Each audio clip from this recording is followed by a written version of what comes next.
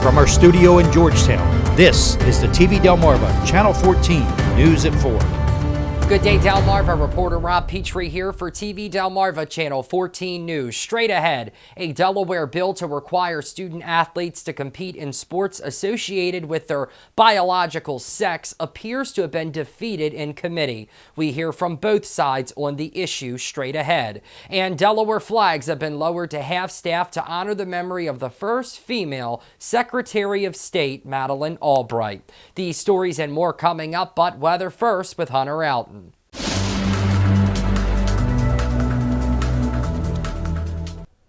Good Thursday afternoon, Delmarva. Boy, was it such a dreary day for pretty much everybody here on the shore. We had rain move into the region last night, even though that was some great sleeping weather, I must say. It was a little bit hard to wake up this morning, but we actually woke up to some thunderstorms for areas from Ocean City on southward, especially across the Virginia portions of Delmarva and Accomack and Northampton counties. But now, going into this afternoon, taking a look outside of TV Delmarva Studios here in Georgetown, Delaware. We're not seeing any rain at this moment. We're still dealing with some very cloudy skies out there and some not too bad temperatures either. Currently 63 degrees here in Georgetown. Let's get a peek at the radar going into this afternoon. We've had some pretty heavy rainfall, especially for areas in Accomack and Northampton counties.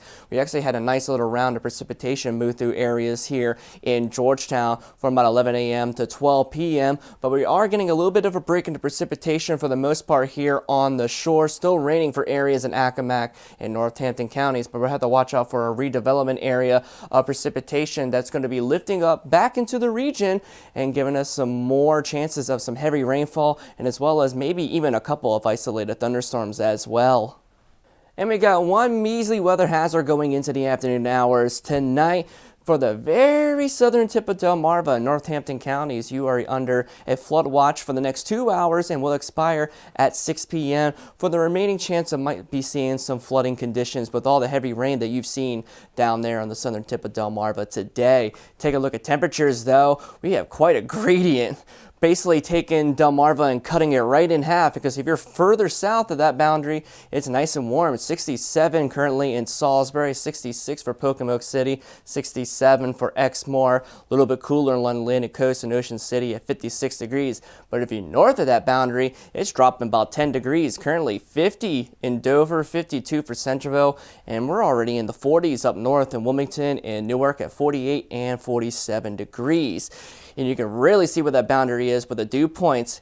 Further south of that boundary, your dew points are nice and humid, well into the 60s, and further north, your dew points are in the 40s, where it hasn't really been raining all that much throughout much of the daytime hours today. Take a look at those sustained winds. Like I mentioned, wherever that boundary is, if you're north of that, you're seeing winds sustained anywhere between about 4 and 8 miles per hour from the north and east. Further south, you're seeing winds anywhere between about 3 and 6 miles per hour sustained from those warm southerly winds, with some wind gusts anywhere between about 10 to 15 miles per hour for the most part for pretty much everywhere here on the shore. And that boundary is going to meander throughout much of the region during the overnight hours tonight. Now, we're still going to be expecting more rainfall tonight, maybe a couple rumbles of thunder, but we are going to be looking at some drier conditions going into this weekend, and a big cool down is in store for the start of next week. I'll have all the details regarding that in just a little while. Delaware bill to require student athletes to compete in the sports associated with their biological sex appears to have been defeated in committee. This comes after transgender Senator and Democrat Sarah McBride condemned the legislation during a hearing Wednesday in the Senate Health and Social Services Committee. The preoccupation with trans kids' bodies reduces trans people to abstract concepts. It makes it easy to forget that we're talking about real people. Real young people. Being a trans kid in a world that so often rejects who you are is already hard enough. And I don't understand why we would pass a law that makes their lives even harder. Look, I know it can be difficult to understand what it feels like to be someone like me, but imagine fearing your entire childhood that if people only knew who you are, you could lose your family, your friends, your safety, and your community. Imagine finally having the courage to address that unwavering homesickness in your soul, only to then face bullying and harassment and mockery. And then imagine that a senator has introduced a bill that says you can't even play with your friends. Trans kids just want to be kids. And trans kids just want to be kids. And yes, that means playing sports with their peers. This bill in no way improves sports. Well, we got a chance this morning to speak with one of the bill's sponsors, Republican State Representative Tim Dukes, who said in no way is this bill an attack on someone's gender. The Senate hearing on this bill, it really probably expressed a lot of political ideology here and just how different legislators are on different issues. Across the whole scope of what we deal with legislative issues. Senator Richardson had asked me to be the House sponsor, and so the bill will not be heard in the House until it gets through the Senate committee and passed on the Senate floor. So I have kept in contact with him and some others concerning this issue, and in no way in me joining is it a slight or an attack on someone's gender? But we've seen a lot about the recent national championship in swimming, where a biological male competed and won a national championship along with the Ivy League championship, and that is concerning. That we're allowing men to compete against women who athletically, who genetically are different, who physically are different. Their muscle structure, their bone structure and density is different. We're trying to just make sure that we have a level playing field in all this, and making sure that that everyone, we've come so far in our state with women's rights and protecting people's personal rights. And this is about doing that same thing. Ironically, over the time that this bill has come out and as it was about to be heard, I've only had one email to me personally. Of course, it is a Senate bill, but I've only had one email that was against the bill. And I've literally had hundreds that supported the bill. So I think what's important now is to go back to the drawing board for Senator Richardson, since it was his bill, and to maybe sit down and talk to Senator McBride, and just to talk about the basic concern. The premise of this was not an attack against transgenders.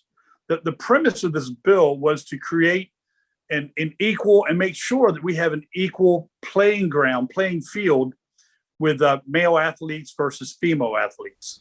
Well, all state and U.S. flags have been lowered to half-staff to honor the memory of Madeline Albright. As a mark of respect for the passing of Albright, who was the first female U.S. Secretary of State, and in recognition of her tremendous life of service to our nation, President Biden has ordered that all U.S. flags be immediately flown at half-staff until sunset on March 27th.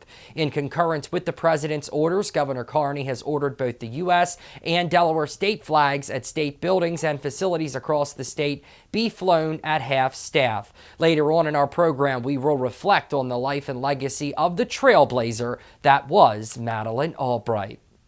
Meanwhile, the Delaware Division of Social Services will issue emergency benefits for March to eligible households as part of the state's ongoing response to the COVID-19 pandemic. Benefits will be issued as part of the Supplemental Nutrition Assistance Program, or SNAP for short, along with 2 cash assistance programs as well. The SNAP emergency food benefits will be available on EBT cards as soon as today, while cash assistance households will receive an emergency cash benefit sometime this week. Households that already receive the maximum cash benefit amount or that have a prorated benefit in the month of March are not eligible for the emergency cash funds. An estimated 171 households will be eligible to receive emergency cash assistance benefits totaling over $26,000 for the month of March. Coming up, the Delaware State Housing Authority has awarded $2.5 million in community navigation program grants to 15 organizations throughout the first state. More details on the way. Keep it here. Well, the Delaware State Housing Authority has awarded $2.5 million in community navigation program grants to 15 organizations throughout the first state. Each organization will have dedicated staff who will aid Delawareans seeking rent or utility assistance due to financial hardships caused by the COVID-19 pandemic. Each organization is trained by DSHA and equipped to help eligible Delawareans gather or scan required documentation, access the internet where broadband is unreachable, submit applications through the online portal, and connect with housing officials to answer questions about an application status. Since its launch, the program has dispersed over $50 million in rent and utility assistance, helping over 8,000 Delawareans. Well, it's looking like we're in store for isolated showers and the chance of a thunderstorm tonight as we get a preview of your pinpoint weather forecast with Hunter Alton. The rainy and dreary conditions will not be going anywhere this evening as more scattered showers and maybe a couple rumbles of thunder will impact the region tonight. We will see the sun return tomorrow with a chance of some isolated rain showers, especially during the afternoon hours, and a big cool down is expected at the start of the new work week before warming back up once again. How much more additional rain can we expect? I'll have the details when we come back here on TV Delmarva Channel 14 News.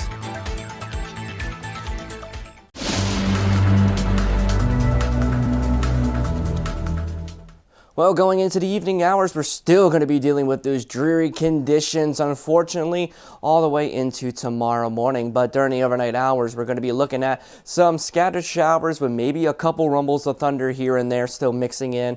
But we will be cooling things down, especially after midnight with some mostly cloudy skies. Overnight temperatures 48 to 53 degrees, and we are going to be looking at some breezy conditions at times too from the west between 5 and 15 miles per hour. Take a look at Futurecast, rest of the afternoon and evening hours going all the way into Friday.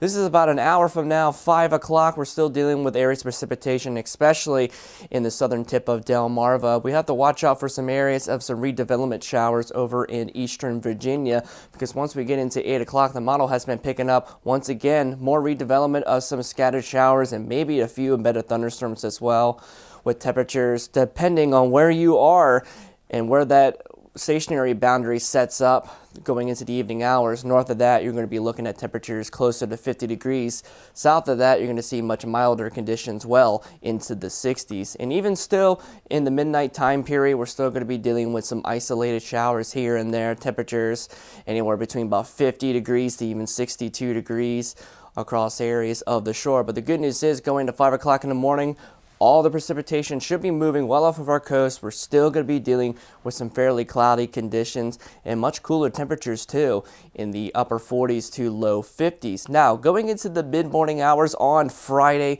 still going to be dealing with cloudy conditions here on the shore, but we have some clearing skies over towards areas of Washington, D.C., Frederick, Maryland, and Westminster, with temperatures right around 53 and 54 degrees. But once we get into the mid-afternoon hours on Friday, we're going to have to watch out for some areas of some redevelopment, isolated showers here and there, all thanks to a very strong storm system in eastern Canada that could fire off a couple of extra showers, with temperatures in the upper 50s to maybe 60 degrees in some spots.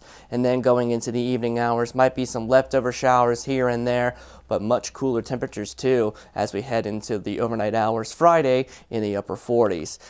Here's some of the forecasted precipitation amounts additional going into the overnight hours to Friday morning. On average, anywhere between about a quarter of an inch to a half inch at most, but I'm going to be more leaning on to the lower side of the amount of anywhere between a quarter of an inch to maybe 3/10 of an inch for pretty much everywhere here on Delmarva, and especially on the southern tip where they don't really need it after seeing so much rainfall across the region this morning. Take a look at the Friday forecast overall. We got Partly sunny skies, watching out for some areas of some isolated showers, especially in the mid-afternoon hours. 56 to 62 degrees. We're still going to be dealing with some breezy conditions at times from the west between 5 and 15 miles per hour. Now, we did get a break from the allergies today thanks to all that rainfall, but unfortunately, going into Friday, we're going to be looking at an increase in those allergens once again in that high standard, 8.4 out of 12, with your typical allergens being juniper, maple, and elm in the form of tree pollens. And make sure you take that allergen medication for tomorrow to ease those suffering pains of allergies during this time of year. Take a look at marine conditions for your Friday. Beginning with the Atlantic, we got partly sunny skies, 59 degrees, winds from the west, 10 to 20 miles per hour, and we're still going to be dealing with some larger swells of 3 to 6 feet. Take a look at the Delaware Bay, partly sunny skies, 59 degrees as well, winds from the west at 10 to 15 miles per hour with seas of 1 to 2 feet. And then the Chesapeake Bay, partly sunny skies, 61 degrees, winds from the west at 10 to 15 miles per hour with seas of around 1 to 2 feet. Going into the overnight hours tomorrow night, though, we're going to be looking at partly cloudy skies and some nice comfortable temperatures too. About average for this time of year, 44 to 48 degrees with some light winds from the west at about 5 miles per hour. Now, take a look at that extended outlook. We have introduced a little bit of some rain chances going into Saturday, kind of the similar ordeal that we're going to be seeing tomorrow with some isolated rain chances, all thanks to this very, very strong storm system in eastern Canada with some temperatures near 60 degrees. But by the time we get to Sunday, though, we're going to be looking at definitely a noticeable drop in those temperatures and more sunshine as well. Mostly sunny at 51 degrees. And we really start feeling the chill on Monday and Tuesday as some Arctic air begins to settle in with highs about 10 degrees below average of 45 and 48 from Monday and Tuesday with mostly sunny and partly sunny skies. But the good news is the cooler temperatures are going to be short-lived as we have another warming trend for the mid to late portions of next week, getting back into the 60s with mostly cloudy skies. Coming up, we take a look back at the legacy of the country's first female Secretary of State, Madeline Albright, who passed away yesterday at the age of 84. Keep it here. Well, the country's first female Secretary of State, Madeline Albright, has died following a fight with cancer. Albright was instrumental in foreign policy decisions during the Clinton administration, where she helped steer Western policy in the aftermath of the Cold War. She first served as the U.S. ambassador to the United Nations before becoming the country's top diplomat during President Clinton's second term. Albright championed the expansion of NATO and fought alongside our allies to reduce the spread of nuclear weapons across the globe. She is remembered as a fearless champion of diplomacy and a trailblazer for women. She was 84 years old at the time of her death. Weather Classroom is sponsored by No Nonsense Office Machines, committed to providing quality products and services with over 15 years of experience here in Sussex County.